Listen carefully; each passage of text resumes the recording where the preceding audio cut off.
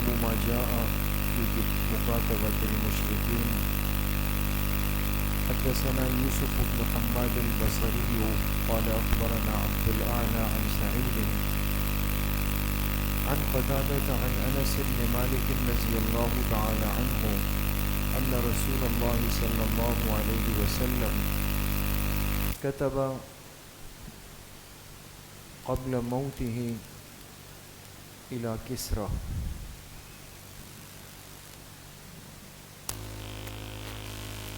وإلى قيصر وإلى النجاشي وإلى كل جبار يدعوهم إلى الله وليس بالنجاشي الذي صلى عليه. حدیث پاک کے درس میں آداب زندگی سے متعلق بات چل رہی ہے، اور گزشتہ درس میں یہ بات ہوئی کہ ایک مسلمان کو اپنی قومی اور اپنی مادری زبان کے علاوہ دوسری زبانیں بھی ضرورت کی وجہ سے سیکھنی چاہیے. جیسے خود جناب نبی کریم صلی اللہ علیہ وسلم نے ایک صحابی حضرت زید بن ثابت کو باقاعدہ حکم دیا تھا کہ وہ سریانی زبان سیکھ لیں جو یہود کی زبان تھی، اور مقصد یہ تھا کہ جو خطوط آتے تھے، جو تحریریں آتی تھی، جو باتیں ہوتی تھی، وہ محفوظ طریقے سے آپ علیہ الصلاۃ والسلام تک پہنچ جائیں. دیکھیں، جو زبان انسان کو نہیں آتی اس زبان میں آپ نے کسی نہ کسی پر تو اعتماد کرنا ہے، اس کو اپنا ترجمان، ٹرانسلیٹر بنانا ہے. تو اب اگر کوئی غیر ذمہ دار فرد آ جائے اور وہ صحیح ترجمانی نہ کرے تو نقصان ہے.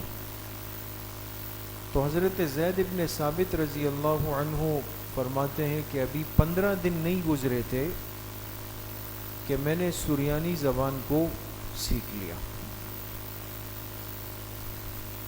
آج کے درس میں مشرکین کے ساتھ یا باقی کفار کے ساتھ خط و کتابت کا سلسلہ ضرورت کی وجہ سے. ہر حالت میں مشرکین کے ساتھ اٹھنا بیٹھنا، کھانا پینا، دوستیاں، یہ پسندیدہ نہیں. لیکن اگر ضرورت ہو، کوئی تقاضا ہو، دعوت دینا مقصود ہو، ہدایت کی طرف بلانا مقصود ہو، اس صورت میں نہ صرف گنجائش ہے بلکہ پسندیدہ ہے. اور خود جناب نبی کریم صلی اللہ علیہ وسلم نے خطوط لکھے ہیں اور دنیا کے بڑے بڑے بادشاہوں کی طرف روانہ بھی فرمائے ہیں.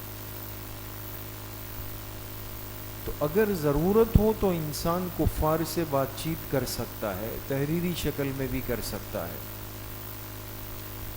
تو حدیث کے راوی حضرت انس بن مالک رضی اللہ عنہ ہیں، فرماتے ہیں کہ جناب رسول اللہ صلی اللہ علیہ وسلم نے اپنی وفات سے پہلے خط لکھا کسریٰ کو اور قیصر کو اور نجاشی کو، وَإِلَى كُلِّ جَبَّارٍ، اور تقریباً ہر بادشاہ کو، يَدْعُوهُمْ إِلَى اللَّهِ.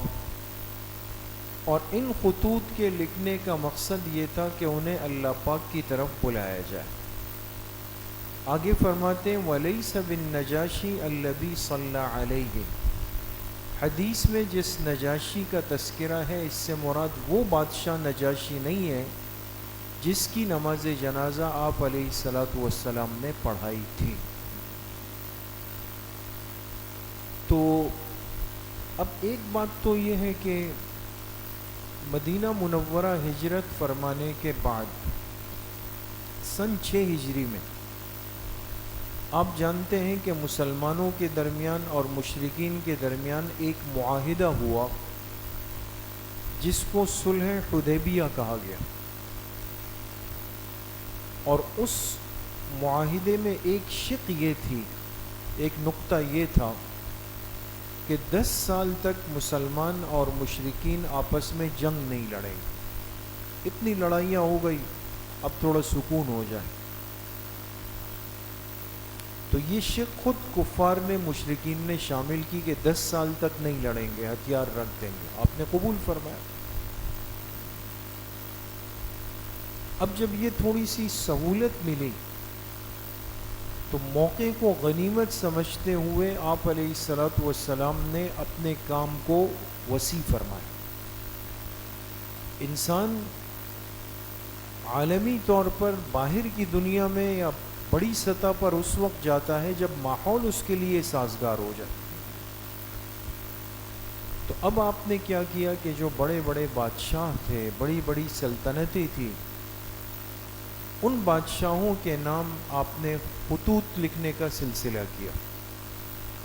اور اس وقت کی جو سب سے بڑی طاقت تھی وہ فارس کے بادشاہ تھے جن کو کسریٰ کہتے تھے، روم کے بادشاہ کو قیصر کہتے تھے، حبشہ کے بادشاہ کو نجاشی کہتے تھے، مصر کے بادشاہوں کو فرعون کہتے تھے، یمن کے بادشاہوں کو تبع کہا جاتا تھا، اور بھی بہت ساری جگہ تھی. یہ ایک لقب ہوتا ہے دوستو، نام نہیں. یہ ہر بادشاہ کا ایک لقب ہے، نام ان کے الگ الگ ہوتے تھے. تو آپ نے یہ خطوط لکھ کر اور پھر مختلف صحابہ اکرام کی ذمہ داری لگائی. اچھا، اس میں ایک بات اور سمجھنے کی ہے، بخاری شریف میں یہ روایت موجود ہے کہ اس صحابی کا انتخاب ہوتا جس کا اس ملک میں یا اس ملک کے گورنر سے یا براہ راست بادشاہ سے کوئی نہ کوئی رابطے کی صورت ہوتی. اس سے کیا معلوم ہوا کہ انسان اگر کوئی ضروری پیغام بھیجے، کوئی ضروری تحریر اور خط و کتابت بھیجے، تو کوشش یہ کرے کہ درمیان میں ایسا واسطہ بنائے جس کا کوئی تعلق ہو. ورنہ آج جو ہم گلہ کرتے ہیں نا کہ بھئی فائلوں کے نیچے بات دب گئی، اس لیے دب گئی کہ کوئی وہ ہی نہیں ہے، واسطہ رابطہ ہی نہیں ہے. اور اتنی مسلمانی تو شاید اب ہمارے پاس ہے نہیں کہ ہم ترتیب پر چلیں. تو وہ صحابہ منتخب ہوئے کہ جن کا کوئی نہ کوئی واسطہ ہے، ناطہ ہے، رابطہ ہے، ترتیب ہے. ان کو آپ علیہ السلام نے روانہ کی. خطوط گئے. اس حدیث میں تو یہ بات ثابت ہو گئی کہ انسان کفار سے تحریری رابطہ ضرورت کی وجہ سے، دعوت کی وجہ سے رکھ بھی سکتا ہے. ایک بات. دوسری بات، تذکرہ ہوا نجاشی کا، تو راوی نے وضاحت کی کہ یہ وہ نجاشی بادشاہ نہیں ہے جن کی نماز جنازہ آپ علیہ الصلوۃ والسلام نے پڑھائی تھی. آپ حضرات نے یقیناً سنا ہوگا کہ مکی زندگی میں مسلمانوں پر جب بڑی تکلیفیں آئی تو سب سے پہلے صحابہ اکرام کی ایک جماعت نے، جس میں کچھ صحابیات بھی شامل تھیں، انہوں نے ہجرت کی اور مکہ سے کہاں گئے؟ حبشہ چلے گئے. 2 دفعہ حبشہ ہجرت ہوئی. اور باقی دنیا کے بادشاہوں کے مقابلے میں جو حبشہ کے یہ بادشاہ تھے نجاشی، اس نجاشی کا اصل نام تھا اسحمہ. اسحمہ نام تھا اس کا. بہت نیک سیرت، نیک فطرت آدمی تھا، اور واحد شخص تھا کہ جس نے مسلمانوں کی بات توجہ سے سنی. اور جب اس کے سامنے حضرت جعفر رضی اللہ عنہ نے قرآن کی تلاوت شروع کی، یہ عیسائی تھا، لیکن وہ کہتے جب میں قرآن شروع کیا تو اس کی آنکھوں سے آنسو ایسے ٹپکنے لگے کہ پورا لباس گیلا ہو گیا نجاشی کا. اور پیچھے مشرکین مکہ نے اپنا وفد بھیجا اور جا کے نجاشی سے کہا کہ یہ لوگ بھاگ کر آئے ہیں اور یہ غلط لوگ ہیں، لہذا ان کو ہمارے حوالے کریں. تو نجاشی نے کہا کہ میں اپنے مہمان آپ لوگوں کے حوالے نہیں کر سکتا ہوں. ان کو خالی ہاتھ واپس کیا، اور پھر ان کو جگہ بھی دی، حفاظت بھی کی، عزت بھی کی، اکرام بھی کیا. اور جب یہ واپس آ رہے تھے تو آپ علیہ الصلوۃ والسلام کے حق میں بڑے مبارک کلمات بھی کہے، اور یہ غائبانہ طور پر حضور علیہ الصلوۃ والسلام پر ایمان لائے. حضور کی زیارت تو نہیں کی، لیکن وہ دعوت پہنچ گئی تھی تو ایمان لے آئے تھے. اس لیے مدینہ منورہ ہجرت فرمانے کے بعد ایک دن ایسا ہوا کہ آپ علیہ الصلاۃ والسلام نے تمام صحابہ کو فرمایا کہ مصلی میں آ جاؤ، جو عید کی جگہ تھی، عید کی نماز کی جگہ تھی. سب جمع ہو گئے.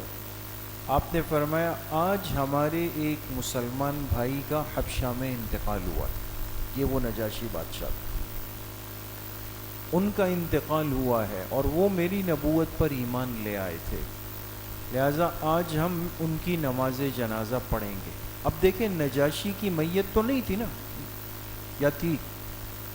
نہیں تھی نا دوستو، وہ تو حبشہ میں. لیکن آپ نے صحابہ اکرام رضوان اللہ علیہم اجمعین کے ساتھ مدینہ منورہ میں ان کی نماز جنازہ پڑھائی.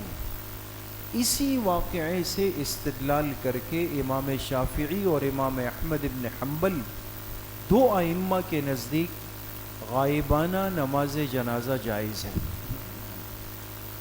غائبانہ نماز جنازہ جانتے ہیں نا؟ ہمارے ہاں بھی آپ نے دیکھا ہوگا، کسی کا انتقال ہو جائے تو بعض احباب سڑک پر غائبانہ نماز جنازہ پڑھتے ہیں. خاص طور پہ جو ہمارے اہل حدیث حضرات ہیں، بھائی ہیں، ان کے ہاں چونکہ درست ہے، یہ ان روایات کو لیتے. لیکن ہمارے فقہ حنفی میں اور فقہ مالکی میں یاد رکھیں غائبانہ نماز جنازہ کا تصور نہیں. ایسا ہوتا تو پھر تو جتنے بزرگ جہاں فوت ہو رہے ہم روز یہاں غائبانہ نماز جنازہ پڑھتے، لیکن نہیں ہے. اس کی وجہ کیا ہے؟ ایک تو یہ حضرات کہتے ہیں کہ پوری زندگی میں صرف ایک شخصیت کی نماز جنازہ غائبانہ پڑھائی. کس نے؟ آپ علیہ الصلوۃ والسلام. اگر یہ معمول بیہا عمل تھا تو کتنے موقع پر صحابہ اکرام دور مقامات میں شہید ہوئے، آپ تک اطلاع آئی، آپ نے ان کے لیے دعائیں مغفرت فرمائی، ذکر خیر کیا، نماز جنازہ نہیں پڑھائی. معلوم ہوا یہ معمول نہیں ہے. پھر اس کی کیوں ہوئی؟ ایک تو بنیادی جواب یہ کہ یہ ایسا مسلمان تھا جس کی بڑی قربانی تھی، جس نے آپ علیہ السلام کو دیکھا نہیں، تذکرہ سنا اور ایمان لے آیا، اور اس کافر ملک میں رہا آخر تک. اس کا حق بنتا تھا، آپ علیہ السلام نے اس حق کا لحاظ کرتے ہوئے پڑھائی. دوسرا اور مضبوط جواب یہ ہے جو کئی روایات میں ہے کہ یہ ایک معجزاتی طور پر ہوا کہ جب آپ صحابہ کو لے کر نکلے تو فرشتے نجاشی کی میت کو لے کر کے آئے اور آپ علیہ السلام کے سامنے رکھی گئی. جو آپ کو نظر آتی تھی صحابہ کو نہیں آتی تھی، آپ کی خصوصیت تھی. تو یہ بھی غائبانہ نہیں ہوا، گویا کہ فرشتے ان کی میت لے کر آئے اور آپ نے وہ نماز جنازہ پڑھائی. تو بہرحال بادشاہوں کو خطوط لکھے گئے، ان تک پہنچے بھی، اور ان میں سے چند ایک کو ایمان کی توفیق بھی اللہ پاک نے دے دی. تو اتنی بات تو ثابت ہے دوستو کہ ضرورت اور خاص طور پہ دعوت اور دین کی نسبت سے کفار سے ملاقات یا رابطہ یا خط و کتابت یا ان تک بات پہنچانا، یہ بھی ایک شریعت اور دین کا تقاضا ہے. ایک بات یہ ہوگی. اگلی روایت وہ ہرقل بادشاہ کی ہے. ہرقل، اور یہ روم کا بادشاہ تھا. اس کے پاس آپ علیہ الصلاۃ والسلام کا خط پہنچا، اور جب خط اس نے کھولا تو اس خط میں کیا لکھا ہوا تھا وہ میں پڑھتا ہوں. فَإِذَا فِيهِ بِسْمِ اللَّهِ الرَّحْمَنِ الرَّحِيمِ مِن مُحَمَّدٍ عَبْدِ اللَّهِ وَرَسُولِهِ إِلَى هِرَقْلَ عَظِيمِ الرُّومِ السَّلَامُ عَلَى مَنِ اتَّبَعَ الْهُدَى أَمَّا بَعْدُ. اب یہ وہ خط ہے جو آپ علیہ السلام نے لکھا روم کے بادشاہ، اور روم کے بادشاہ کو قیصر کہتے تھے، لیکن اس قیصر کا اصل نام کیا تھا؟ ہرقل. ہرقل یہ نام تھا اس کا.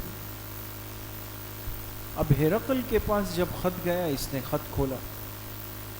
اس روایت سے سمجھ میں آتا ہے کہ ایک مسلمان جب کسی کو خط لکھتا ہے تو خط کی ترتیب کیا ہونی چاہیے، کیا انداز ہونا چاہیے۔ سب سے پہلے تو آپ نے بسم اللہ الرحمن الرحیم کو پورا لکھا۔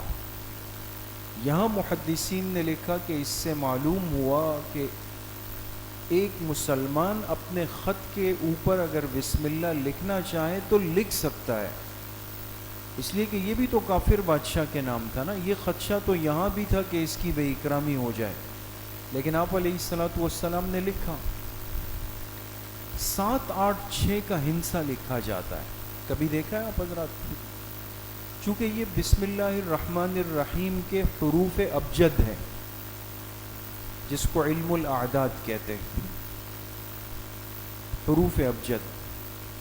7 8 6 لکھنا، علماء نے لکھا کہ یہ بسم اللہ کا قائم مقام بالکل بھی نہیں ہے، نہ اس کی وجہ سے بسم اللہ کا ثواب اور اجر ملے گا۔ ہاں ایک اشارے کے لیے اگر کوئی 7 8 6 لکھتا ہے یہ سوچ کر کہ کہیں بسم اللہ بے اکرامی نہ ہو، نیچے نہ گرے، پیر میں نہ آ جائے، تو ایک علامت کے طور پہ لکھ لے، لیکن باقی اس پر وہ ثواب اور وہ اجر یہاں پر نہیں۔ آپ علیہ السلام نے لکھا، ایک بات۔ دوسری اہم بات خط و کتابت میں کیا ہے کہ مرسل اور مرسل الیہ، لکھنے والا اور جس کو خط لکھا جا رہا، دونوں کے نام کی صاف وضاحت ہو۔ دیکھیں آپ نے کیا لکھا، من محمد عبد اللہ و رسولہ، خود پہلے اپنا نام لکھا کہ یہ خط محمد صلی اللہ علیہ وسلم کی طرف سے جو اللہ کے بندے اور اللہ کے رسول ہیں، یہ مرسل ہے۔ اور آگے لکھا الی ہرقل عظیم الروم، کس کے نام پہ؟ ہرقل کے نام پہ جو روم کا بڑا بادشاہ ہے۔ تو ایک تو یہ چیز ضروری ہے۔ آج بعض دفعہ کیا ہوتا ہے، کوئی خط، کوئی میسج، کوئی پیغام آ گیا اور بہت ساری باتیں اب پتہ ہی نہیں ہے کہ بھیجنے والا کون ہے۔ بہت دفعہ ایسا ہوتا ہے، اب ان نون نمبر ہے، ہمارے پاس نہیں ہے، آپ کے پاس نہیں ہے، کوئی میسج آ گیا اور بہت ساری باتیں، خیر ہے، خیریت ہے، لیکن بھائی دائیں بائیں ہے، کون کون بول رہا ہے، کس اسٹیشن سے، کچھ بھی نہیں پتہ چل رہا۔ وضاحت ہونی چاہیے۔ پھر جس کو بھیجا جائے اس کے مرتبے کے لحاظ سے مناسب الفاظ لکھنا، یہ بھی سنت ہے۔ یہ کافر بادشاہ ہے، لیکن آپ علیہ السلام نے کوئی اظہار نفرت نہیں کیا، کراہت نہیں کیا، یا کوئی نامناسب لفظ کا چناؤ نہیں کیا، بلکہ کیا کہا، عظیم الروم، جو روم کے بڑے بادشاہ ہیں۔ تو بادشاہ تھے، تو انسان جس کو خط لکھے اور وہ عمر میں، عہدے میں، منصب میں بڑا ہو، تو اس کی عزت کا خیال رکھنا، اس سے دوستوں اسلام کو کوئی نقصان نہیں پہنچے گا۔ بعض دفعہ یہ ہوتا ہے نا کہ بھئی یہ آپ نے تجھے اس کے بارے میں یہ کہہ دیا، یہ کہہ دیا، فلاں کہہ دیا، تو ایسا کوئی مسئلہ نہیں ہے دوستو۔ لہٰذا اگر سامنے والا کافر ہو یا فرق ضالہ میں سے ہو، اس کے لیے مناسب تعبیر استعمال کرنا یہ اسلامی آداب ہے دوستو، اور خود آپ علیہ الصلوۃ والسلام نے بھی اسی طریقے سے فرمایا۔ تیسری روایت جو یہاں پر ہے اس میں حضرت انس ابن مالک ہی راوی ہے، اور وہ فرماتے ہیں کہ آپ علیہ السلام نے جب یہ خطوط لکھے تو آپ سے کہا گیا کہ عجم کے لوگ خط قبول کرتے ہیں جب اس پہ مہر لگی ہوئی ہو، اسٹیمپ، مہر ثبت ہو، اور آپ کے نام کی تو مہر تھی نہیں، وہ قبول نہیں کریں گے، اطمینان اعتماد نہیں کریں گے، آپ مہر بنا لیں۔ تو آپ علیہ الصلوۃ والسلام نے ایک مہر مبارک بنائی۔ آپ نے دیکھا ہوگا ہمارے ہاں وہ مہر کے نقوش ملتے بھی ہیں، لوگ برکت کے لیے بھی رکھتے ہیں، اس کے فریم بھی بناتے ہیں۔ اس مہر پر لکھا گیا محمد الرسول اللہ، لیکن لکھنے کا انداز یہ تھا کہ سب سے اوپر لفظ اللہ، پھر لفظ رسول، پھر لفظ محمد، اوپر سے نیچے لکھا گیا، اور اس کو آپ علیہ السلام کی مبارک انگوٹھی کے اندر رکھا گیا۔ عام اسٹیمپ نہیں تھی کہ الگ سے جو رکھی گئی، بلکہ انگوٹھی کے اندر ہی وہ نقش بنا کر کے اس کو مہر کی حیثیت دے دی گئی۔ اس کی وجہ بھی عجیب نکتہ لکھا کہ مہر ایک احتیاط والی چیز ہے نا. اسٹیمپ تو انسان نہیں رکھتا کہ کوئی بھی آ کے کہیں پر لگا دے, کتنا نقصان ہو سکتا ہے. دیکھیں حضور کی زندگی کی برکت سے سیکھنے کو ملتا ہے, انسان کی حفاظت ہوتی ہے.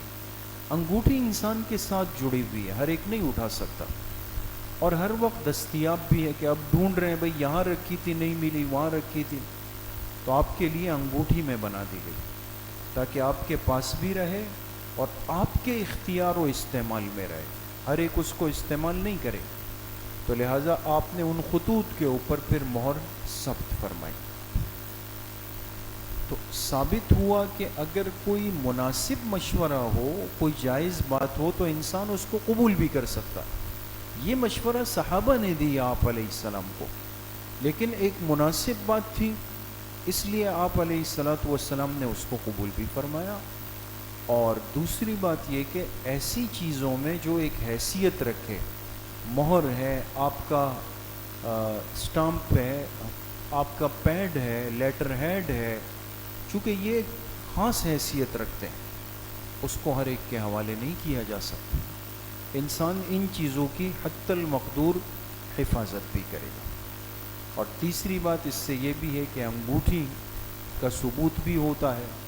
اگرچہ بعض وہ علماء جو انگوٹھی کو پسند نہیں کرتے, وہ کہتے ہیں انگوٹھی مرد کو نہیں بنانی چاہیے, وہ یہی کہتے ہیں کہ آپ علیہ السلام نے وہ انگوٹھی بنیت انگوٹھی نہیں بنائی, بنیت مہر بنائی تھی.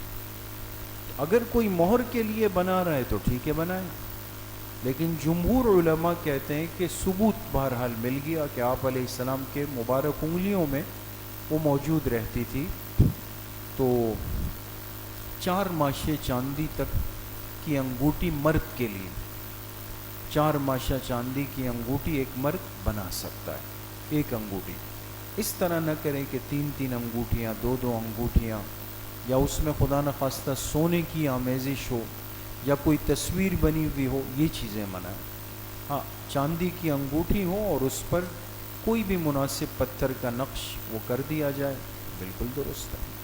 اللہ پاک صحیح عمل کی توفیق نصیب فرمائے. الحمدللہ رب العالمین, والصلاۃ والسلام.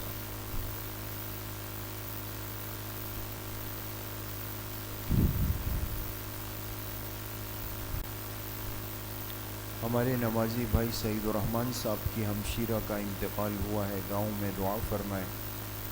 اللہ پاک ان کی ہمشیرہ کی کامل و مکمل مغفرت فرمائیں. اللہ ان کے درجات بلند فرمائیں. کل امت مسلمہ کے مرحومین کی اللہ پاک کامل و مکمل مغفرت فرمائیں. وصلی اللہ وسلم علی نبینا محمد وآلہ وصحبہ اجمعین.